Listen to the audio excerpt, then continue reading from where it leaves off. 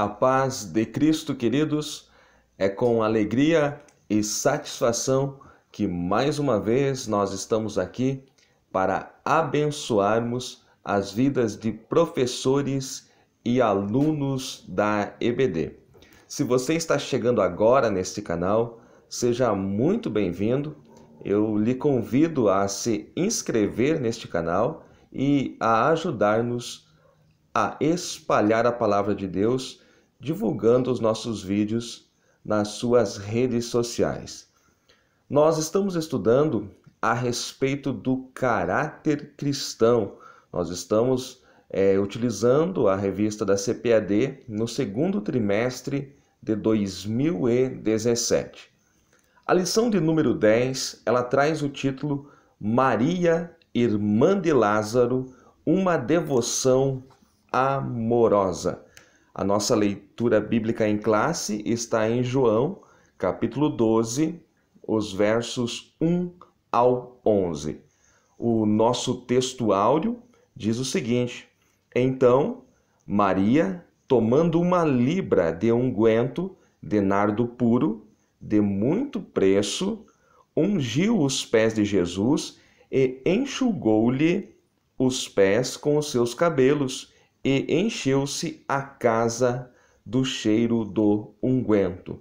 Evangelho de João, capítulo 12, e o verso de número 3. Antes de nós iniciarmos a nossa pré-aula, eu lembro a vocês que nós temos também aula para juvenis com o professor Juninho. Eu deixo aqui o link na descrição do nosso vídeo. O professor Juninho aí juntamente com o Gabriel na pré-aula de número 10 para juvenis aí, vale a pena conferir. Muito bem, Maria, irmã de Lázaro, uma devoção amorosa. Em primeiro lugar, eu quero aqui definir a palavra devoção. Devoção vem do latim devotio, que significa prometer solenemente, dedicar-se através de um voto, sacrificar-se, prometer ou promessa. Então esta é a definição que você pode encontrar aí em qualquer dicionário da palavra devoção. A raiz etimológica da palavra devoção vem do latim devotio. Muito bem, eu quero com os amados analisar o texto aqui que está no capítulo 12 do Evangelho de João, analisar aí superficialmente alguns versos que servirão aí de base para que você venha ampliar esses pontos e passar para os seus alunos e compartilhar aí com os seus irmãos. No Evangelho de João, no capítulo 12, no versículo 1, nós encontramos o seguinte: Foi, pois, Jesus 6 dias antes da Páscoa a Betânia. Note que o detalhe 6 dias antes da Páscoa é muito importante, porque você vai encontrar nos evangelhos sinóticos outro texto da mesma mulher ungindo Jesus, Maria ungindo Jesus, 2 dias antes da Páscoa. Por isso que é muito importante você, aluno e professor, atentar para esse detalhe. 6 dias antes da Páscoa, ela está ungindo aqui os pés de Jesus. Lá no outro relato, que está no Evangelho de Mateus, no capítulo 26, você vai encontrar que ela está ungindo a cabeça de Jesus. Também você vai encontrar no Evangelho de Marcos, no capítulo de número 14.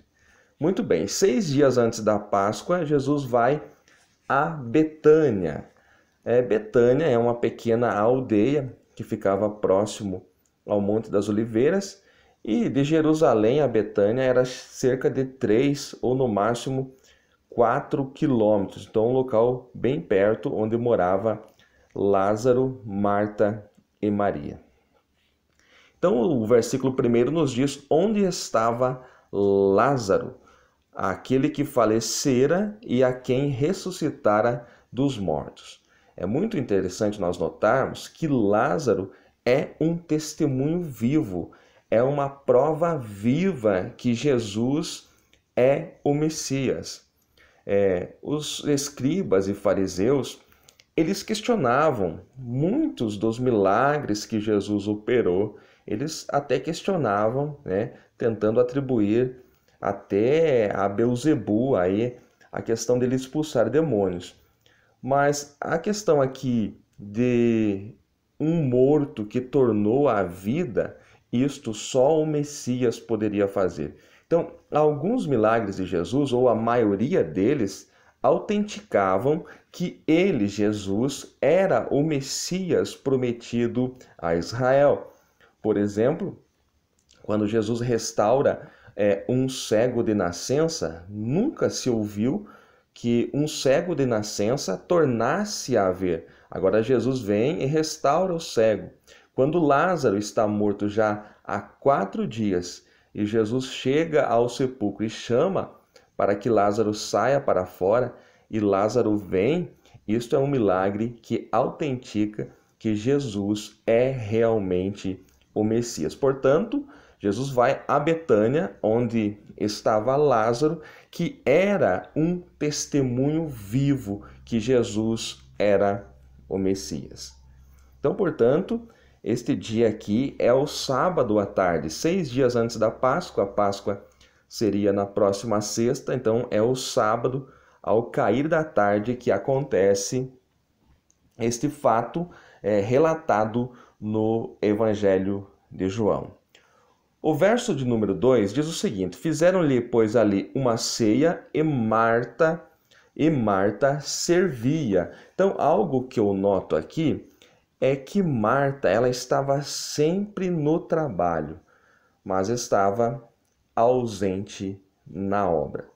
Para você entender melhor isso, você tem que analisar uma outra visita de Jesus à casa de Lázaro, Marta e Maria, que o evangelista Lucas, no capítulo 10, ele registrou. Lucas capítulo 10, versos 38 ao 42, ele registra que Jesus vem à casa de Marta e Maria e também de Lázaro, e ali Marta está muito preocupada em fazer ali o alimento, em preparar as coisas, em executar um trabalho para receber bem a Jesus. E Maria, ela simplesmente vai aos pés de Jesus para ouvir as palavras de Jesus.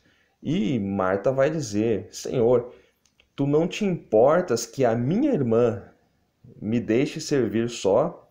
E Jesus diz para ela: Marta, Marta, estás afadigadas com muitos afazeres, mas uma coisa só é necessária. E Maria escolheu a boa parte. Então, analisando esse texto de Lucas, capítulo 10, versos 38 ao 42, você pode entender que Marta estava sempre preocupada com o trabalho, Marta estava sempre preocupada com o serviço e Maria estava sempre disposta a ouvir a Jesus, a estar aos pés de Jesus, o adorando e ouvindo as suas palavras. E esta é uma lição para os dias de hoje. Em nossas igrejas, muitas pessoas estão preocupadas com os afazeres, com os serviços, e é uma correria daqui e dali, e essas pessoas estão tão afadigadas com o trabalho para Jesus, com a obra de Jesus, que elas esquecem do Senhor da obra. Jesus Cristo, que é o Senhor da obra, ele é maior do que a obra.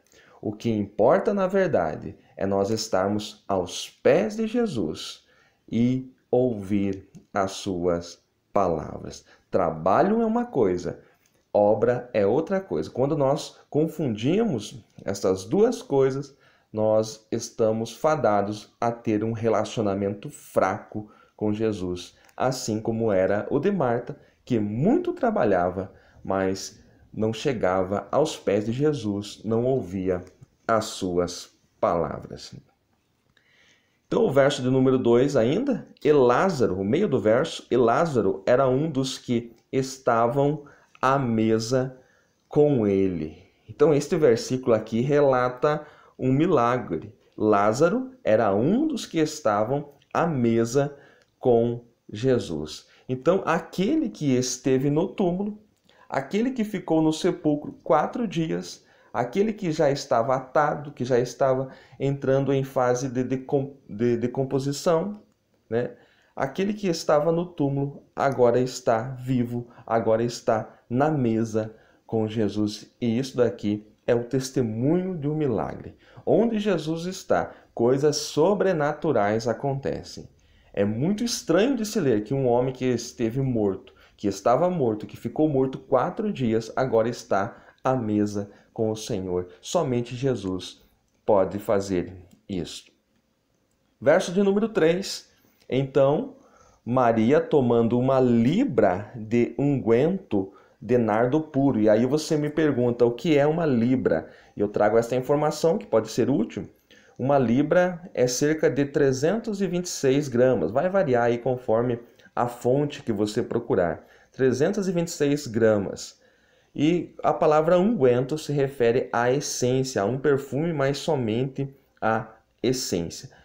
Outra questão muito importante, que você, professor, deve estar preparado para responder, é o que é um nardo. Então, lá vai. Nardo era um bálsamo raro, extraído de uma planta nas regiões do Himalaia, atual Índia, importado, portanto, era raro e muito caro.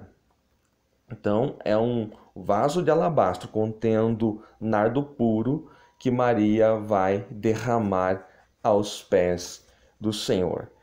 Quanto valia isto? Você vai ver logo mais à frente nas palavras de Judas que custava 300 denários. Então, um dia de trabalho de um trabalhador do campo era pago com 1 denário. Então, um dia de trabalho do trabalhador do campo equivalia a 1 denário. Então, significava cerca de 300 dias de trabalho de um trabalhador rural, considerando que não se trabalhava no sábado, portanto, era praticamente 1 ano de um trabalhador rural que custava para comprar este frasco, este vaso de alabastro contendo nardo puro.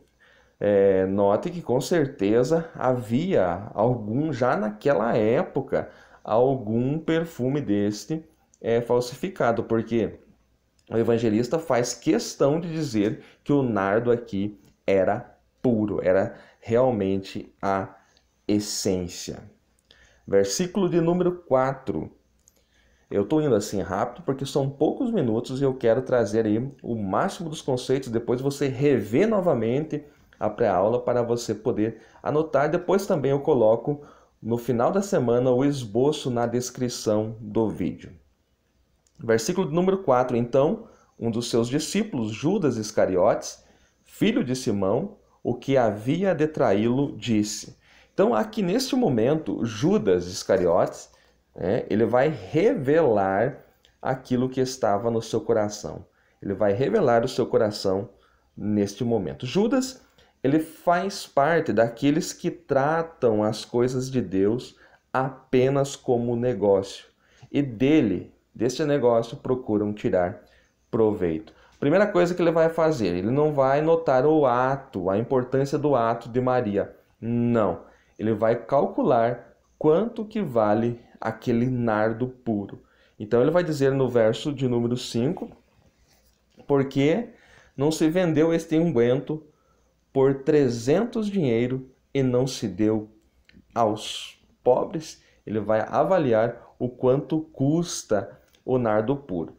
É interessante que Judas avalia o frasco em 300 dinheiros, mas a Jesus ele vai vender por apenas 30 dinheiros, por apenas 30 moedas de prata ele vai vender o Senhor Jesus. Todavia, ele avalia o frasco de nardo puro em 300.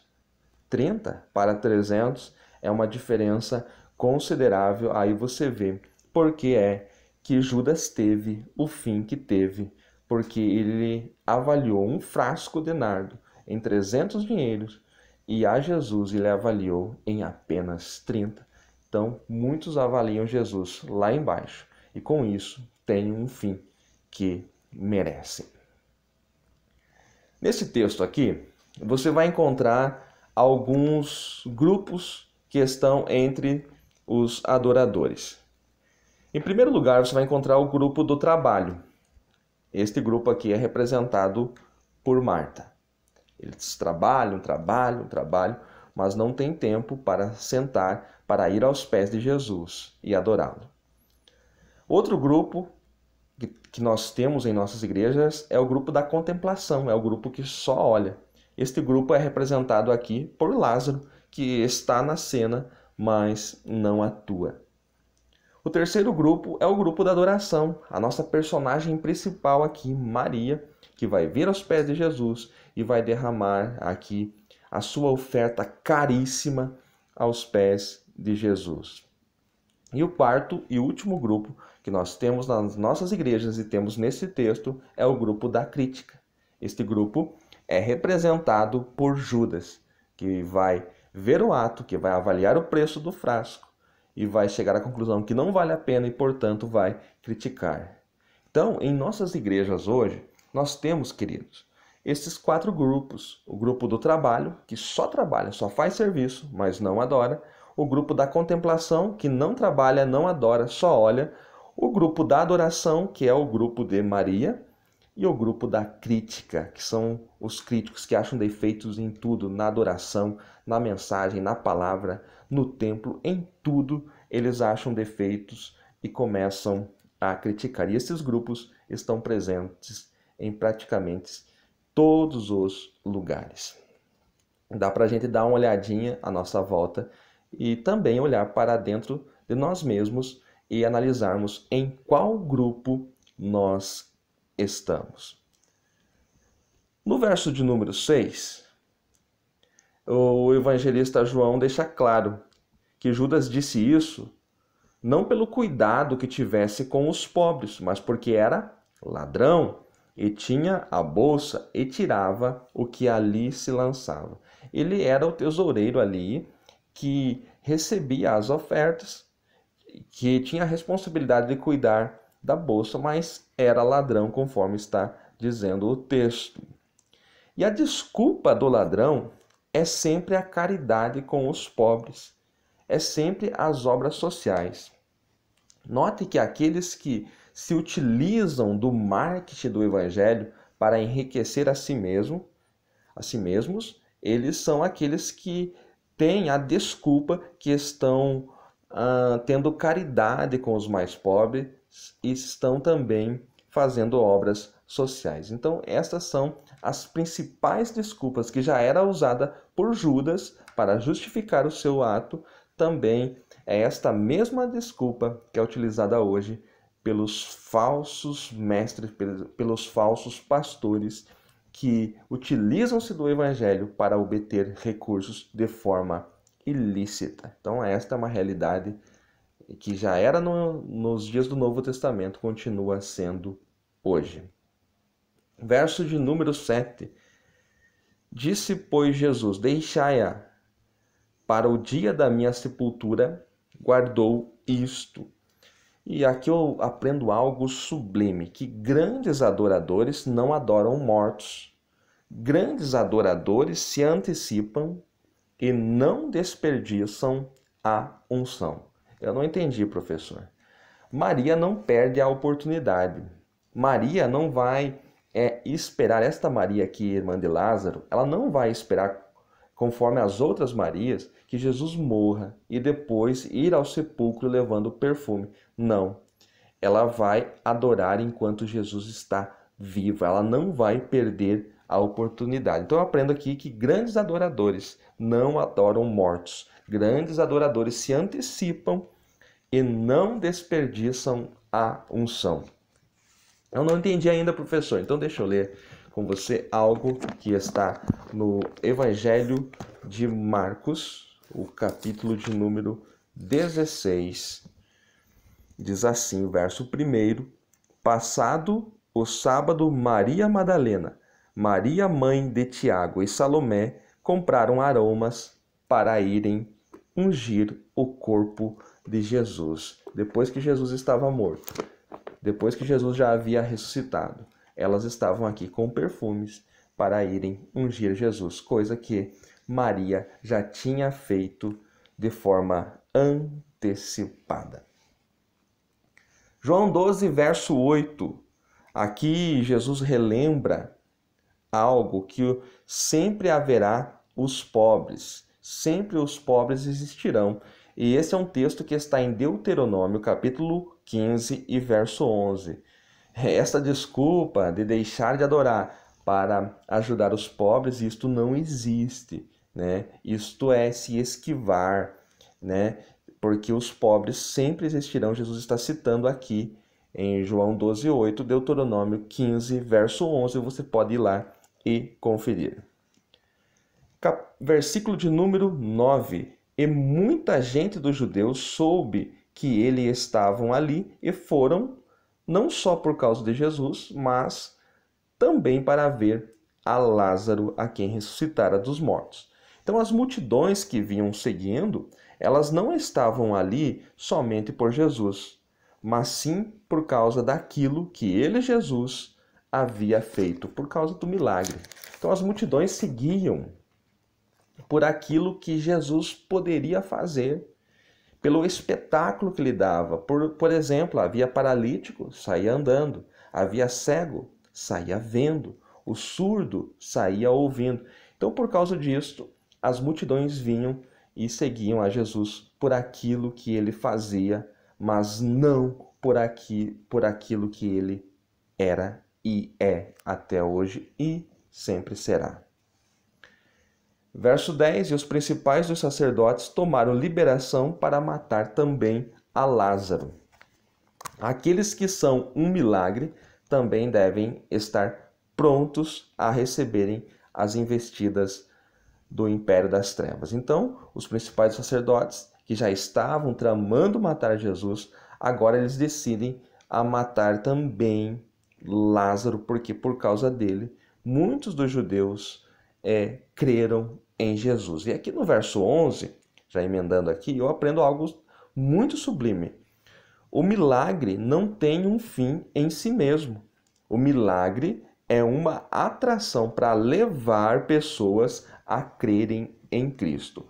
Muitos hoje têm feito dos milagres que Jesus faz um fim em si mesmo, quando na verdade, quando Jesus esteve nesta terra, ele fazia os milagres para autenticar a mensagem do Evangelho e para provar que ele era e é o Messias. Então, os milagres, eles não têm um fim em si mesmo. Nós não podemos adorar milagres. Nós devemos adorar aquele que faz milagres, e se ele não fizer milagres, ele continua sendo o mesmo. O milagre é apenas uma atração para levar pessoas a Cristo, como foi o caso aqui de Lázaro. Muitas pessoas, por causa de Lázaro, creram que Jesus realmente era o Messias.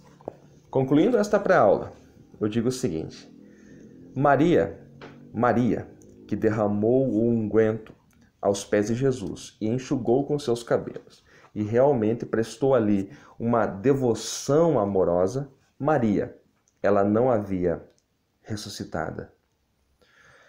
Maria não havia estado 4 dias numa sepultura. Mas não importa. Ela adorava Jesus por quem ele era e é.